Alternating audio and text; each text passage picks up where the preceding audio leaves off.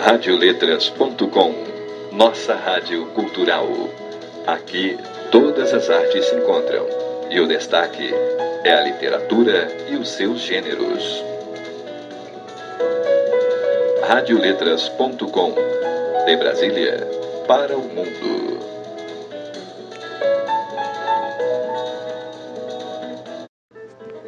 Está entrando no ar o programa Literato, de André Punig, direto do escritório de literatura da Radioletras.com.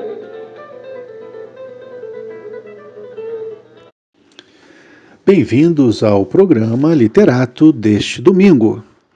E na programação de hoje, nós ofereceremos aos nossos ouvintes algo um pouco diferente, mas não menos especial.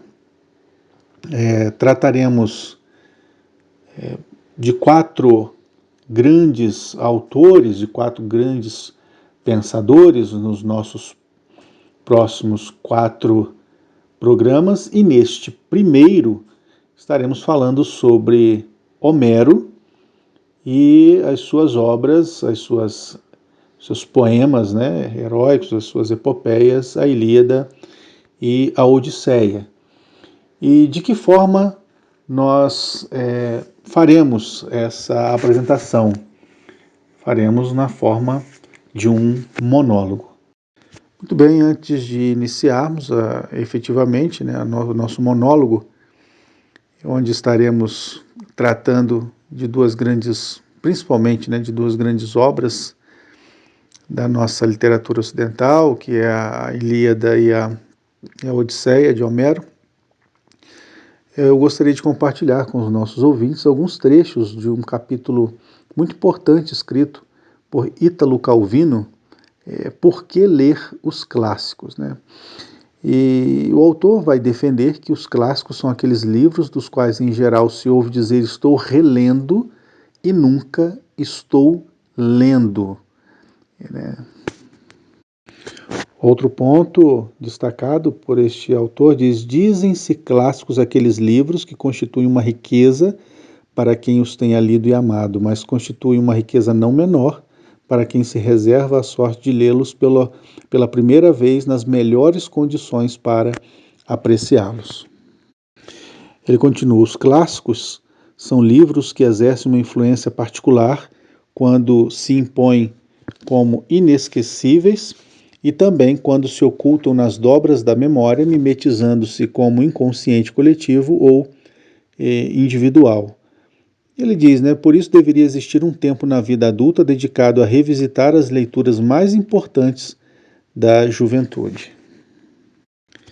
Ele continua: toda releitura de um clássico é uma leitura de descoberta como a primeira, e toda primeira leitura de um clássico é, na realidade, uma releitura. Ele também destaca que um clássico é um livro que nunca terminou de dizer aquilo que tinha para dizer, e que os clássicos são aqueles livros que chegam até nós trazendo consigo as marcas das leituras que precederam a nossa, e atrás de si os traços que deixaram na cultura ou nas culturas que atravessaram. Ele complementa ainda: isso vale tanto para os clássicos antigos quanto para os modernos. Se leio a Odisseia, leio o texto de Homero, mas não posso esquecer tudo aquilo que as aventuras de Ulisses passaram a significar durante os séculos, e não posso deixar de perguntar-me se tais significados estavam implícitos no texto ou se são incrustações, deformações ou dilatações. Lendo Kafka, não posso deixar de comprovar ou de rechaçar a legitimidade do adjetivo kafkiano. Se leio, por exemplo, Os Possuídos de Dostoiévski, não posso deixar de pensar em como essas personagens continuaram a reencarnar-se até os nossos dias. E ele diz: a leitura de um clássico deve oferecer-nos alguma surpresa em relação à imagem que dele tínhamos. Por isso, nunca será demais recomendar a leitura direta dos textos originais, evitando o mais possível bibliografia crítica, comentários e interpretações. Continua ainda dizendo: os clássicos são livros que quanto mais pensamos conhecer por ouvir dizer, quando são lidos de fato, mais se revelam novos, inesperados inéditos. E quando ele afirma o seu clássico é aquele que não pode ser-lhe indiferente, que serve para definir a você próprio em relação e talvez em contraste com ele, ele diz: creio não ter necessidade de justificar-me se uso o termo clássico sem fazer distinções de antiguidade, de estilo, de autoridade. Há uma ressalva, para a história de todas essas acepções do termo, consulte o exaustivo verbete clássico de Franco Fortini na enciclopédia Einaudi, volume 3. Aquilo que distingue o clássico no discurso que estou fazendo talvez seja só um efeito de ressonância, que vale tanto para uma obra antiga quanto para uma moderna, mas já com um lugar próprio numa continuidade cultural. Do microcosmo ao macrocosmo, o que há embaixo é como o que há em cima. Estas palavras ecoaram em minha mente. De repente, lá estavam 4 homens: Homero, Platão, Aristóteles e um quarto homem que eu ainda não conseguia reconhecer. Bom, dizem que o número 4 é o número da consumação e da manifestação da luz. Ele foi utilizado, inclusive, por Pitágoras para fazer referência ao nome de Deus, Yod-He-Vav-He. Isso porque, para ele, o número 4 era perfeito. Na Bíblia Sagrada, por exemplo, o número 4 indica a ideia de universalidade. 4 são as fases da vida humana: infância, juventude, maturidade e velhice. Assim como 4 são os elementos básicos da natureza. Tales de Mileto acreditava que a matéria-prima básica que originou o universo era a água, assim como Anaxímenes dizia que era o ar. O credo cristão nos afirma que, no princípio, Deus criara a própria terra e o homem. Concernente ao fogo, desde os primórdios da civilização, ele foi considerado fonte de calor e luz. Assim, Empédocles defendia um ciclo conjunto entre os elementos: água, ar, terra e fogo. Poderíamos fazer aqui uma correlação às fases de vida da própria humanidade. Uma luz brilhou diante de mim, como um farol. Vindo em minha direção surge Homero.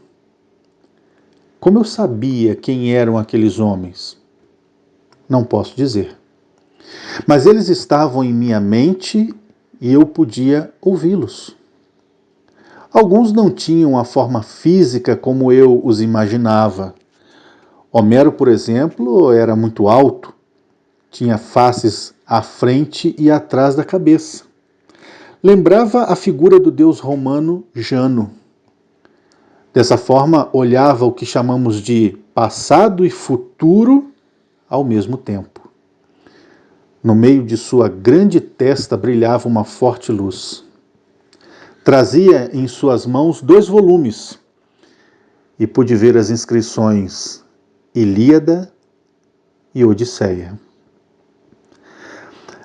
Nessa etapa, nós precisamos considerar que o tempo, na verdade, não passa de um produto da consciência humana, pois é ela que lhe atribui valor relativo. O tempo exerce sua influência, sobretudo, nas mentes conscientes dos humanos. Homero, em seu aspecto físico, mostrava-me como viver a intemporalidade. Albert Einstein acreditava que o tempo passado, presente e futuro eram apenas ilusões, e a medida do tempo era relativa e não poderia ser medida do mesmo modo por todas as partes. Na teoria da relatividade einsteiniana, o passado, o presente e o futuro existem, mas acontecem no mesmo momento, sob perspectivas diferentes. Li certa vez o seguinte: todas as nossas ações estão condicionadas ao tempo, mas se o presente está restrito a uma medida de tempo, quanto tempo dura o agora? Ao percebermos o presente, ele na realidade já pode estar no passado. Podemos estar caminhando entre o imensurável espaço de tempo entre o passado e o futuro. Eu sei que esta imagem homérica que vos trago neste momento contradiz o que os especialistas inferem sobre este homem, que talvez não tenha escrito os 2 grandes poemas, uma vez que faziam parte da tradição oral e que ainda poderia ser cego. Só estou relatando o que vi. Homero coloca-se à minha frente e simplesmente me olha. Sentei-me sobre um gramado e ele fez o mesmo. E desse modo, frente a frente, permanecemos. Quem quebraria o silêncio primeiro? Ouvi em minha mente a voz dele: a vida será sempre uma eterna epopeia. Não faltarão heróis, vilões, amor, ódio, vingança, justiça, trapaça, coragem. O que importa é o que fazer com esses elementos quando precisamos vestir-nos com suas respectivas capas. Indago-me: será que Homero está certo quando nos propõe um dos grandes dilemas da vida? Ou morrermos velhos e inóbeis, sem nada deixarmos para a posteridade, ou novos e heróicos, perpetuando o nosso legado.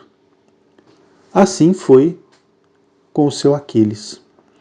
A coragem de Aquiles diz muito sobre as nossas próprias escolhas.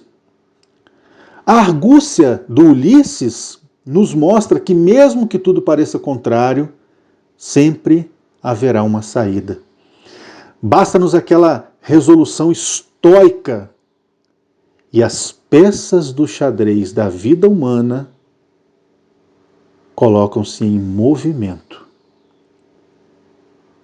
A roda gigante não para. Isso me faz pensar quantos futuros podemos construir.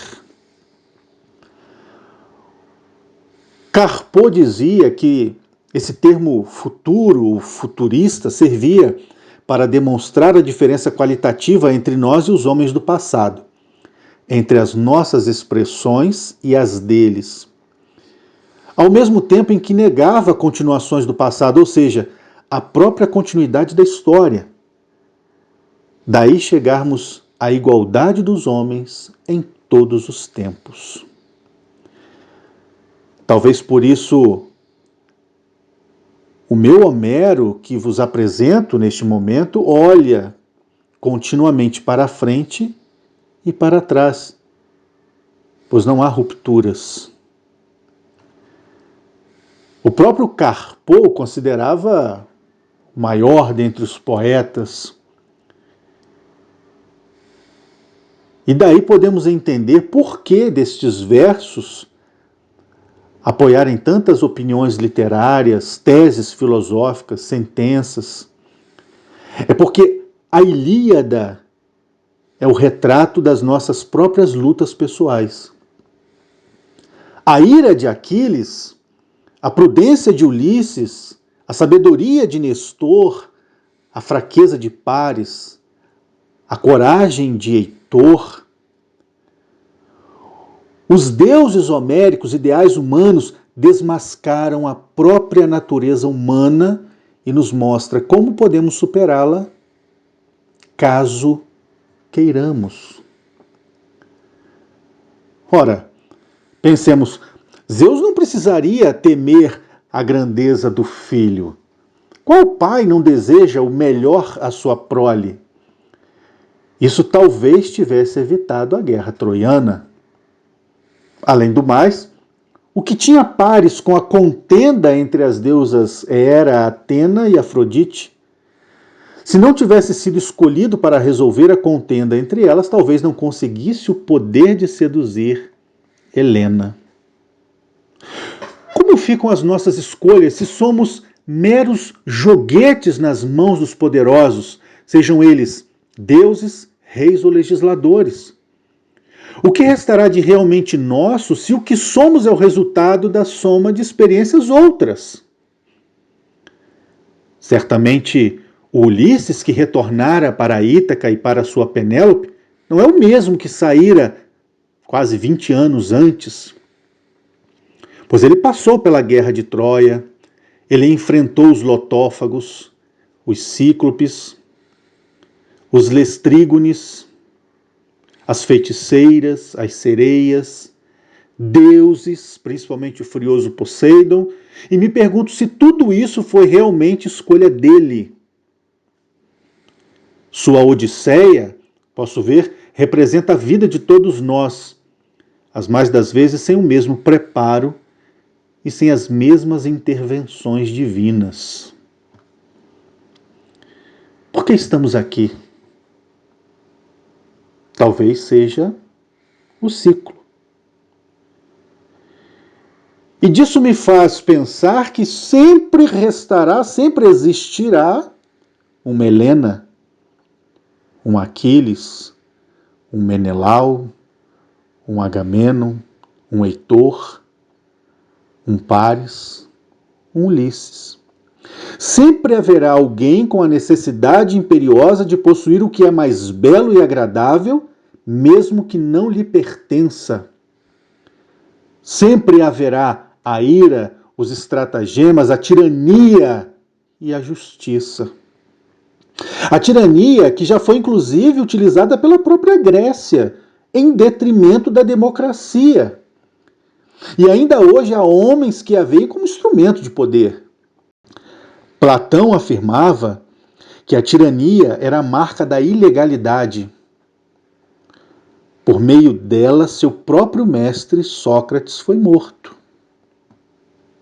Rousseau dirá que a democracia, olha aí a nossa Helena vestida em outra roupagem, degenera-se em oclocracia, que é o governo da plebe.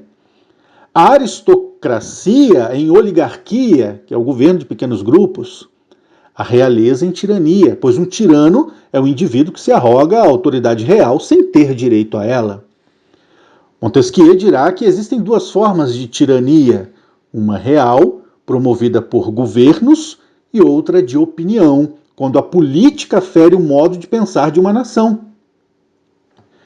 Etienne de La Boétie, aos seus 18 anos, vai afirmar que as pessoas se submetem à tirania porque ela reside nas próprias pessoas, em seus espíritos de servidão voluntária. Ele disse ainda que era necessário identificar a diferença entre vontade de todos e vontade geral. Pois vontade geral refere-se ao bem comum.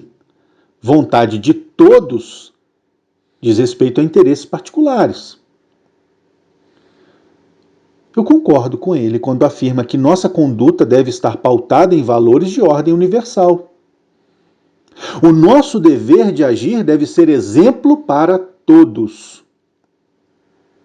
Entendo aqui que ele defendia com isso o direito a uma liberdade de consciência plena, pois para evoluirmos do estado de natureza ao estado civil, é preciso crescimento ético e moral. Isso é necessário para que entendamos o que seja virtude. Não a virtude como um dom divino, mas a virtude como saber, de forma que a percepção do bem e do mal possa se construir em nosso espírito como um edifício arquitetônico. Sócrates afirmava que o saber era a força que conduzia o homem a uma ação. Dessa forma, o homem virtuoso portaria em si todas as formas de virtude, uma vez que o conhecimento de uma virtude servia de fundamento para as demais. O próprio Platão entendia a alma anterior ao corpo. E dizia ele, no nível inferior, situa-se a alma sensível, responsável pelos desejos e paixões, cuja virtude correspondente seria a temperança. Depois viria a alma irascível, responsável pela ação. Poderíamos situar aí a gestação da tirania. Sobre ela, situar-se-ia a alma racional, que permitiria ao homem recorrer ao mundo das ideias. A alma superior seria a imortal, da qual se despojaram estes grandes homens que registraram a sua história. Bom, ele afirmava que o comportamento humano era procedente, então, de 3 fontes: desejo, emoção e conhecimento. O desejo concede no ventre, a emoção concede no coração e o conhecimento concede na cabeça.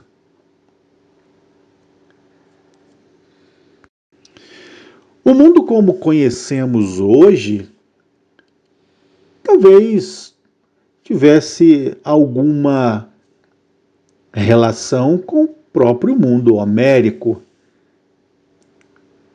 Bauman diz que este mundo que nós vivemos é um mundo líquido, onde tudo é fluido. O saber é capaz de assumir muitas formas. Na época homérica, até os deuses eram voláteis e inconstantes. Talvez daí decorra o fato de Dante ter lançado a muitos em seu inferno. O fato é que nem as ciências religiosas, nem a lírica pedagógica camoniana conseguiram elevar ainda o pensamento humano ao plano necessário. Copérnico, por exemplo, já havia mostrado que a Terra não era o centro do universo, assim como o homem também não. Darwin pretendeu quebrar a prepotência humana ao ligar a sua espécie ao restante dos animais. Freud mostrará que o ego não só não é dono do mundo nem da espécie, como também não é senhor de si próprio. Ora, para onde iremos nós com todas essas declarações? Talvez reste-nos o fogo. Aquele mesmo fogo que iluminou a humanidade contra o obscurantismo absolutista.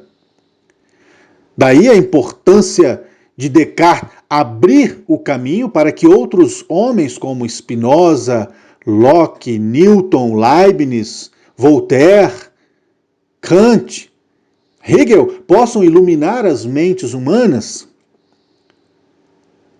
Disso ocupar-se-ão também Schopenhauer, Feuerbach, Mill, Kierkegaard, o próprio Marx, Sertillange, Heidegger, e não somente os homens da filosofia, mas também homens da literatura, como Milton, Goethe, Dostoiévski, Baudelaire, Flaubert, Tolstói, o nosso glorioso Machado de Assis, Proust, Thomas Mann, Kafka, Pessoa, entre outros. E alguns desses homens deixaram marcas profundas em outro que surgirá num dado momento, trazendo consigo as influências de algo chamado existencialismo. Jean-Paul Sartre. Eu ainda tenho lá as minhas reservas se nós estamos prontos para tudo isso. Pois nós nem começamos a falar sobre o universo quântico. Ora, estamos em pleno século XXI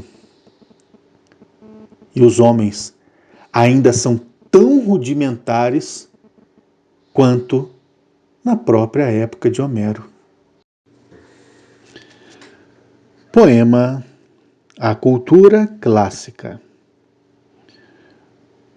de André Pulligen. Como aprender cultura clássica? Seria necessário uma pessoa genial que nos ensinasse toda a riqueza dessa matéria sem igual.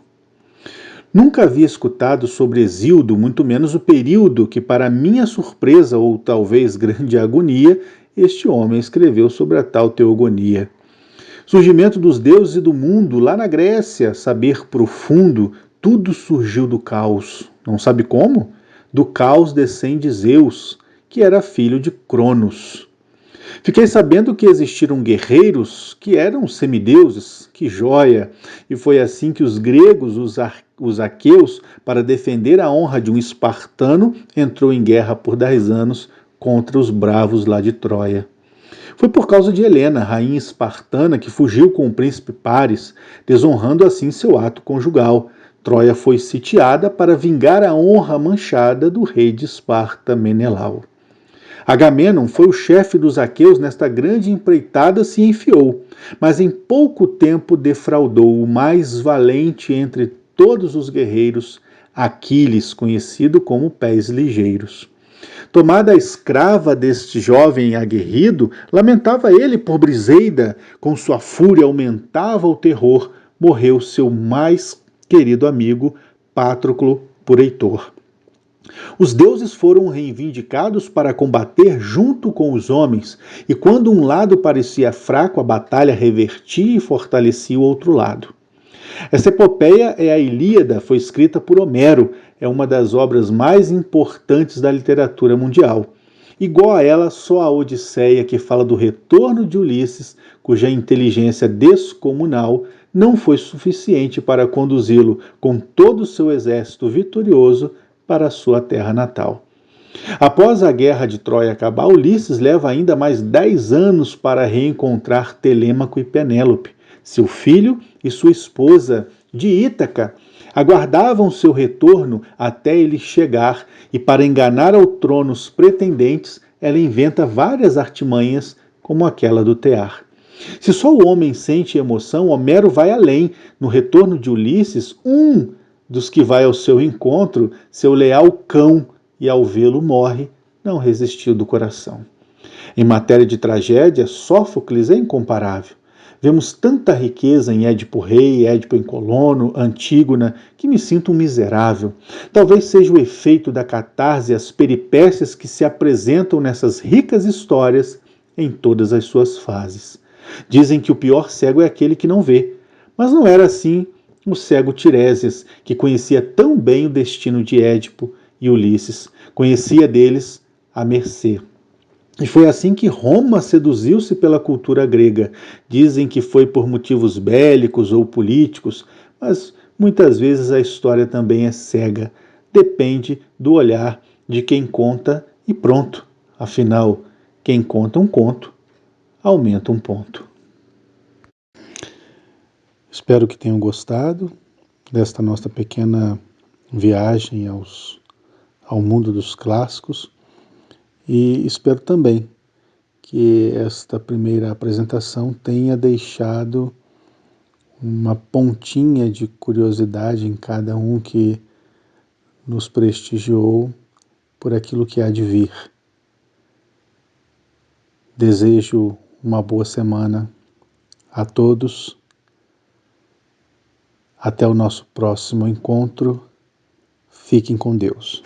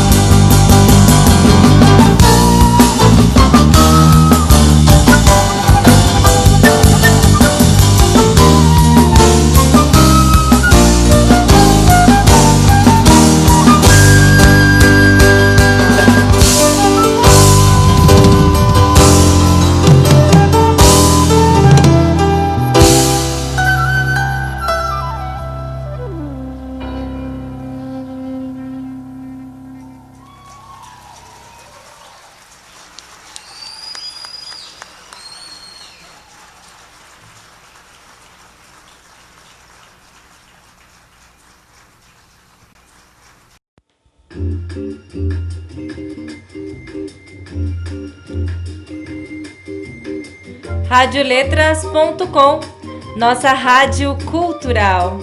Aqui todas as artes se encontram e o destaque é a literatura e seus gêneros. Radioletras.com, de Brasília para o mundo.